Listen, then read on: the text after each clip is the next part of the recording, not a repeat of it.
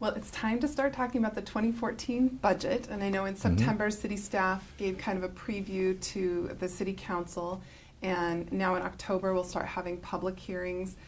So I was hoping you could give us kind of a little preview of what the budget's looking like this year and what people can expect to see this month. Okay. Well, at a relatively high level, I think the first thing people want to know is, am I going to see dramatic service cuts? And the answer is no.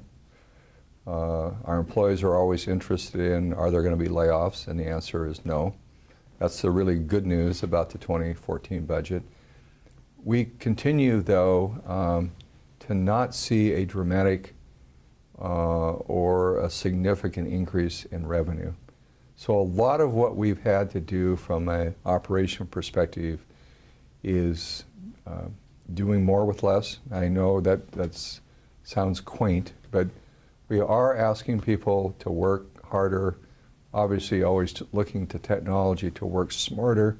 Our staff who are exempt employees who work for an annual salary, I know our citizens would be very proud of the hard work and long hours they spend. It's just amazing to me all that they do.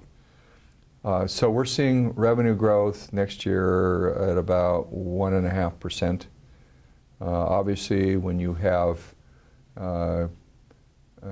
union contracts and bargaining agreements that are prescribing higher increases, for example, wages or medical benefits, then that 1.5%, you've got to make up the difference somewhere.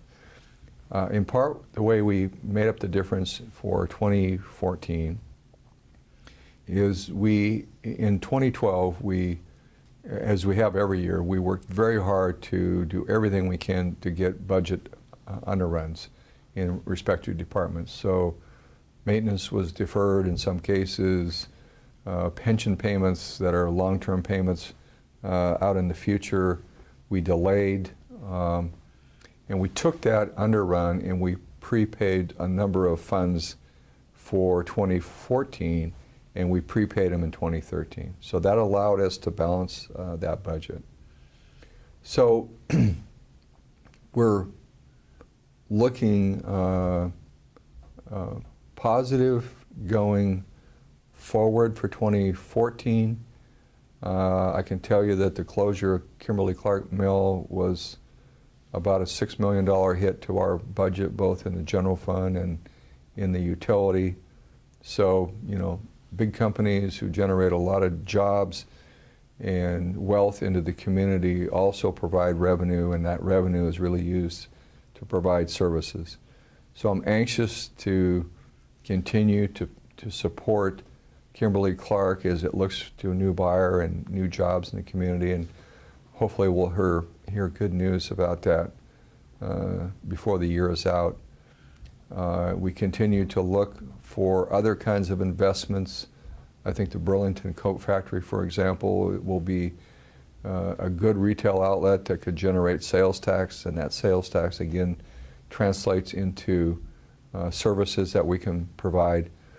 The other thing just to focus on here just for a moment is the whole priorities of what we do and how we do it. And again, and I've said this more times than probably people want to hear, but public safety is our highest priority. People have to be safe. We have to police in a way that is responsible and makes sense.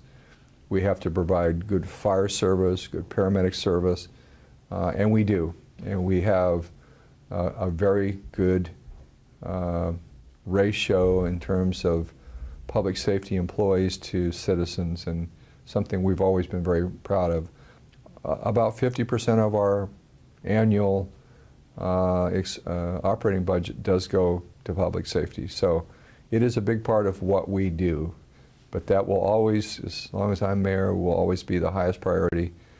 That's not to say, and people sometimes say, well, gee, we don't want to be a police state. I'm not talking about that. And I think our officers and our first responders have really always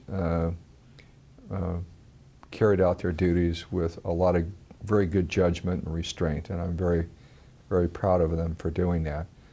But it is looking at all areas of our operation in terms of what we do, what's its priority, how do we grow revenue, how do we grow jobs.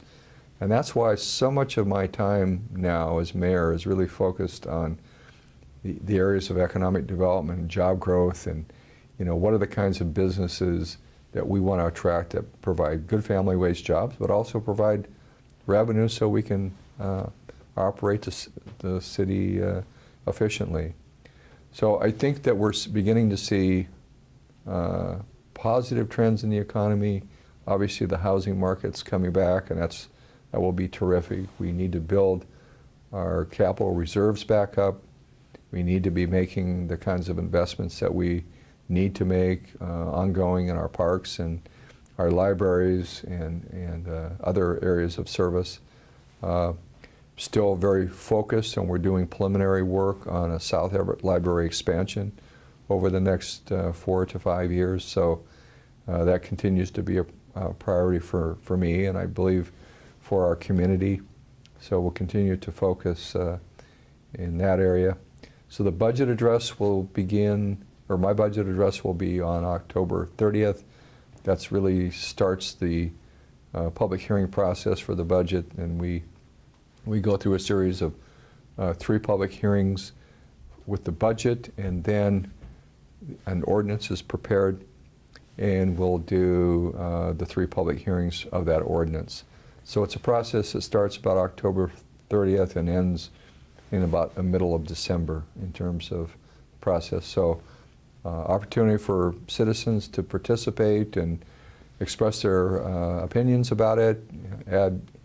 We always take any great ideas, and constructive criticisms always welcome, and we want to make that process as transparent, and it is transparent and it's very open. So we're looking forward to next year and moving forward and moving forward, I think, in an improving economy. Well, Mayor, thank you so much for talking with me today, and thank you for joining us for the Mayor's Update. We hope to see you again next month.